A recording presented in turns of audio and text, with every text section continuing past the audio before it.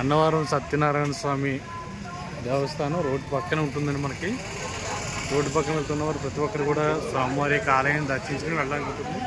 ఇది స్టార్టింగ్ ఎంట్రన్స్లో స్వామివారి యొక్క ఉండి, ఇది చూసారు కదా ఉండి, ఇది అన్నవరం సత్యనారాయణ స్వామి.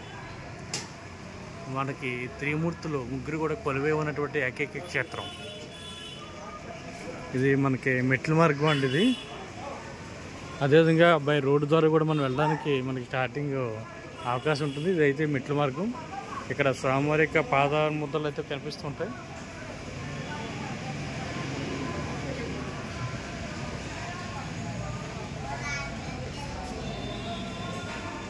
ఎవరో పెళ్లి శుభలేఖ కూడా స్వామివారి యొక్క పాదాల వద్ద పెట్టడం జరిగింది. ఇది మనకి పక్కనే అమ్మవారి యొక్క టెంపుల్ కూడా ఉంటుందండి. కనకదుర్గాదేవి టెంపుల్. ఎవరైతే కాలినడకనే అన్నవరం సత్యనారాయణ స్వామి క్షేత్రానికి చేరుకుంటారో వాళ్ళకి ఇవ్వడం జరుగుతుంది. మనకి రోడ్డు పక్కనే కొండపైన కాకుండా కింద కూడా మనకి స్వామివారికి ప్రసాదం కూడా ఇవ్వడం జరుగుతుందండి. మనకి గోధుమ నూక ప్రసాదం వచ్చేసి 150 గ్రాములు అంటే 20 రూపాయలు.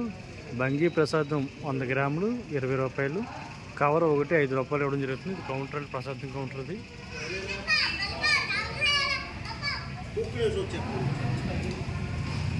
మనకి రోడ్డు మీద వెళ్ళిన వాళ్ళు ప్రతి ఒక్కరు కూడా ప్రసాదం తీసుకుని వెళ్ళడానికి అవకాశం ఉంటుందండి. చూసారా మెయిన్ రోడ్ అది రోడ్. అది కార్లు కూడా అన్నీ ఆగి తీసుకోవడం జరుగుతుంటుంది. ఇది స్వామివారి క్షేత్రం. త్రిమూర్తులు ముగ్గురు కూడా కొలువై ఉన్నటువంటి ఏకైక క్షేత్రం శ్రీ అన్నవరం సత్యనారాయణ స్వామి క్షేత్రం.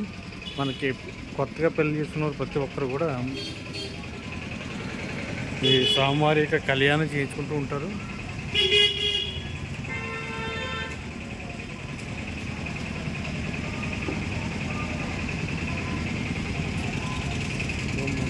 చేశారు